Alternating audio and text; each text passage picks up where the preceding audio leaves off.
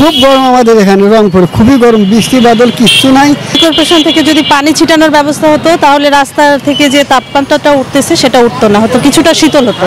চলমান তীব্র দাবদাহের মধ্যে গতকাল রংপুরে মৌসুমের সর্বোচ্চ তাপমাত্রা রেকর্ড করা হয়েছে 37.7 ডিগ্রি সেলসিয়াস।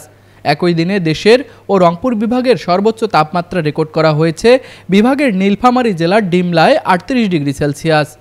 রংপুর আবহাওয়া অফিসের দায়িত্বরত কর্মকর্তা আবহাওয়াবিদ মোস্তাফিজুর রহমান এই তথ্য নিশ্চিত করেছেন। এদিকে তীব্র তাপদাহে বিপর্যস্ত হয়ে পড়েছে নগরীর সাধারণ জনজীবন। অবশ্যই অশান্তি, মানে আনইজি ফিল হচ্ছে, অশান্তি ভোগ হচ্ছে। এটা তো বলা লাগে না, দেখেই বোঝা যাচ্ছে। কোনো জামা কাপড় পরে শান্তি পাচ্ছি না। আমরা তো মেয়ে মানুষ, একটু সাজুগুজু করি, এটাতে আসলে অনেক বিরক্ত ফিল হচ্ছে। খুব হাঁসফাঁস অবস্থা হয়ে গেছে, পানির পিপাসা, জনজীবনের খুব সমস্যা হয়ে যাচ্ছে চলাচলের জন্য। প্রচণ্ড রোদ লাগছে, পানি পিপাসা লাগছে, মনে হচ্ছে কোথায় ছায়া পেলে বসবো বা একটু রেস্ট নিব এরকম। কর্পোরেশন থেকে যদি পানি ছিটানোর ব্যবস্থা হতো তাহলে রাস্তা থেকে যে তাপমাত্রাটা উঠতেছে সেটা উঠতো না, হতো কিছুটা শীতল হতো।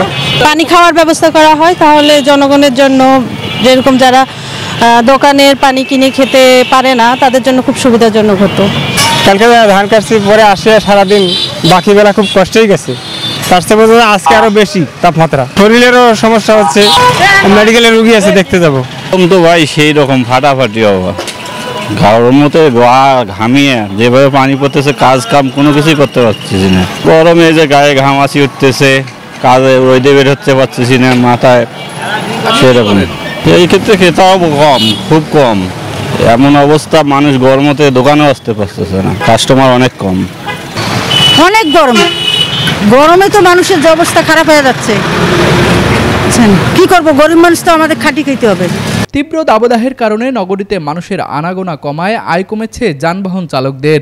গরম তো সেই রকমই, গরমে গাড়ি ঠিক মতো চালাইতে পারতেছি না, লোকজনও বাইরে বেড়াইতেছি না বেশি একটা গরমের তাপমাত্রা। সন্ধ্যের পর থেকে আর লোকজন পাওয়া যায়, দিনে লোক পাওয়া যাচ্ছে গরমের কারণে। লোক না পাইলে আমরা গাড়ি চালাবো কিভাবে, কামাই কাজ, সাংসারিক চাপ আছে। উত্তরাঞ্চলের স্বনামধন্য nursing college Rangpur community nursing college শিক্ষাবর্ষ 2024 ও 2025-এর জন্য 3টি বিশেষ কোর্সে ভর্তি চলছে। ভর্তির জন্য যোগাযোগ করুন www.rcncbd.com অথবা কল করুন 01708907294। Rangpur community nursing college. গরম আমাদের এখানে রংপুরে, খুবই গরম, বৃষ্টি বাদল কিচ্ছু নাই, ভাড়া একটু হালকা। এই গরমের মধ্যে কুলেন যায় না, খুব অবস্থা কেরাসিন হয়ে গেছে একবারে, খুব গরম। এখন গরম লাগবে, আমি গাড়ি চালাবাছি, রেস্ট দিবে নাকছি, গাছের তলে একটু সময় বসে বসে তারপরে গাড়ি চালাই। ভাড়াও খুব কম, রোদের সময় ভাড়া হয় না। এদিকে অস্বস্তিকর গরমে প্রাণ মুষ্টিগত করে কাজ করছে খেটে খাওয়া নিম্ন আয়ের মানুষেরা। লাভ বেশি করব না, সামান্য লাভ করব, মাল ছাড়িয়ে দেবো। এই ওয়েদার সেরকম হিসেবে দামের দামটা বেশি। একটা ডাব মনে করেন 120 টাকা, 130 টাকা। যে গরম পড়ছে, খুব ক্রাইসিস, ডাবেরও দাম বেশি, গরমের চাহিদাও বেশি, এই জন্য ডাবের দামটাও বেশি। গরমটা রংপুর শহরে অনেক বেশি তুলনামূলক। বেশ কিছুদিন আগে যে ওয়েদারটা ছিল, বৃষ্টি ছিল প্রতিনিয়ত, রাতে করে বৃষ্টি হতো। দিনের ওয়েদারটা নর্মালি আপনার ঠান্ডা থাকতো। তো এই বেশ 3-4 দিন থেকে অনেক গরম, প্রচণ্ড গরম, অসম্ভব গরম পড়ছে ভাই। কালকের থেকে আজকে প্রচুর গরম, যা বলার মতন না। হঠাৎ করে তাপমাত্রা বেড়ে যাওয়ার কারণে হিট স্ট্রোকের সংখ্যা বেড়ে গিয়েছে। তাই গরমে অস্বস্তি বোধ করলে চিকিৎসকের শরণাপন্ন হওয়ার পরামর্শ দিয়েছেন বিশেষজ্ঞ চিকিৎসকরা। অতিরিক্ত তাপমাত্রা সৃষ্টির কারণে হিট স্ট্রোক যেমন হতে পারে, একটি ভয়াবহ অসুখ, তার সাথে হিট ক্র্যাম্প, হিট এক্সারশন এবং অন্যান্য অসুখগুলোও হতে পারে। এবং সেজন্য আমাদেরকে বিশেষ কিছু সতর্কতা অবলম্বন করতে হবে। যেমন এরকম গরমের সময় বিশেষ করে শিশুদের অথবা বয়োজ্যেষ্ঠ মানুষদের ছাতা ব্যবহার করতে হবে, সাথে পানির বোতল ব্যবহার করা যেতে পারে। বিশেষ করে শিশুদের, বড়দের বা সবারই পানির বোতল ব্যবহার করা যায়। যখনই তৃষ্ণার্ত বোধ করবেন তাদের পানি খেতে হবে। অতিরিক্ত গরম লাগলে আসলে কোনো একটা ছায়াযুক্ত জায়গায় বা ফ্যানের নিচে বসে বিশ্রাম করে আবার কর্মকাণ্ড শুরু করতে হবে।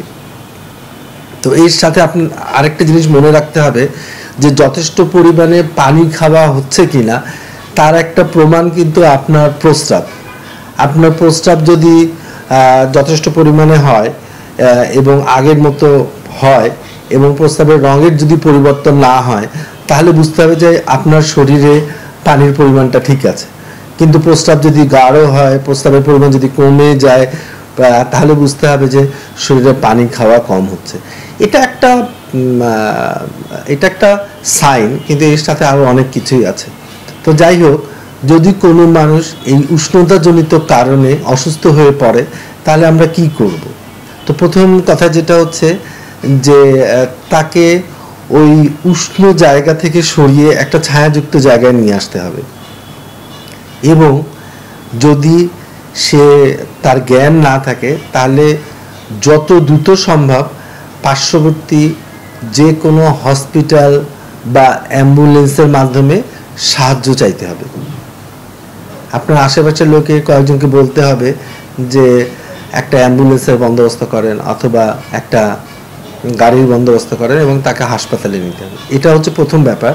দ্বিতীয় ব্যাপার হচ্ছে যে তার শরীরটা ভেজা কাপড় দিয়ে স্পঞ্জিং করে দেওয়া যেতে পারে এবং ফ্যান যদি থাকে তাহলে ফ্যান চালিয়ে দিতে হবে। যদি ফ্যান না থাকে, হাত পাখা থাকে, তাহলে তাকে হাত পাখা দিয়ে বাতাস করতে হবে এবং ধীরে ধীরে যখন তার জ্ঞান আসবে তখন তাকে মুখে তরল খাওয়া, ঠান্ডা খাওয়া খেতে দিতে হবে।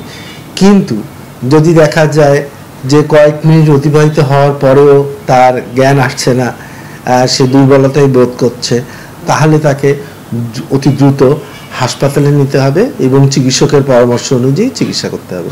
সারা দেশে চলমান এই তীব্র দাবদাহে রংপুরের এই তাপমাত্রা আরও কয়েকদিন স্থায়ী হতে পারে বলে জানিয়েছে রংপুরের আবহাওয়া অধিদপ্তর। রাশেদ হোসেনের ক্যামেরায় তুষার আচার্য, ডেস্ক রিপোর্ট, RCTV।